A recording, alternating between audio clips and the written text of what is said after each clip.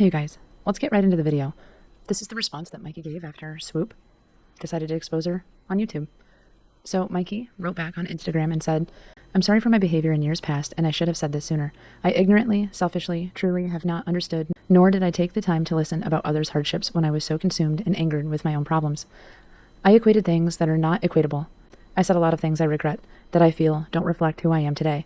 I am ashamed of jokes I've made in the past that I excused as edgy humor.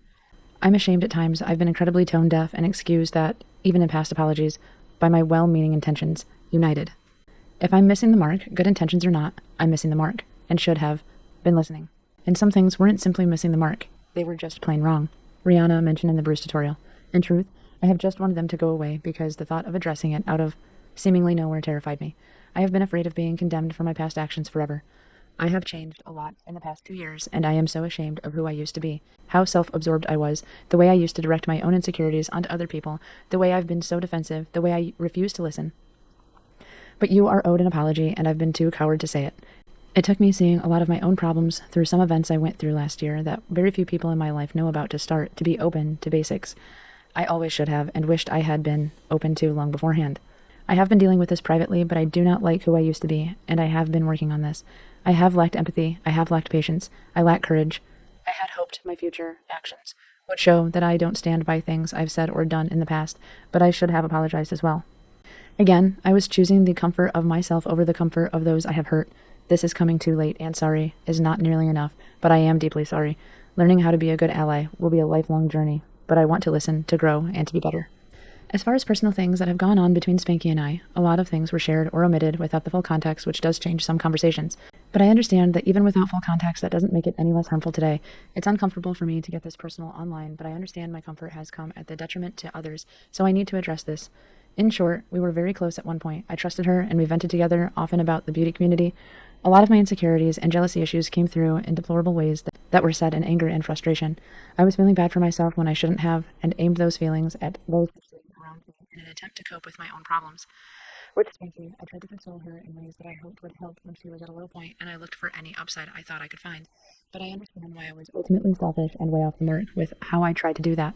I missed her frustrations due to my own ignorance, and I wish I had been a better friend and a better listener. The truth is, I just did not know she felt most of these things until now, and it will take some time examining my own perspective and listening to learn how it got there, as my intent was never to hurt her. But again, I understand intent is not the end-all be-all, so I take responsibility for how badly my intent did not align with my actions. In 2018 and 2019, I was told things she didn't know about at times when I did not reply back to her. It wasn't personal, and I alluded to this once, but never went into detail about it. With regard to her sexual assault tweets, I reached out about them because of what's mentioned in this later text. I assume this was omitted for my privacy, but just knows one. Her tweets impacted me as someone who has struggled speaking about my own experiences because of the internalization of guilt mentioned.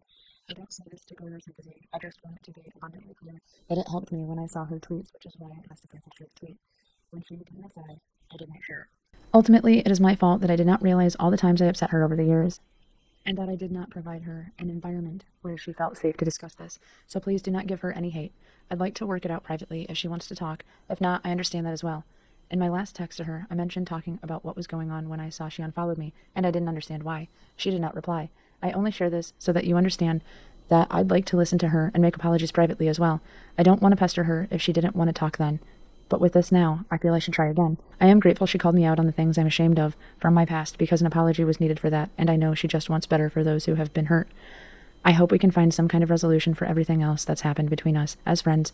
I'm sorry to Spanky and the BIPOC and LGBTQ+ community who were hurt by this, and I promise to do better moving forward.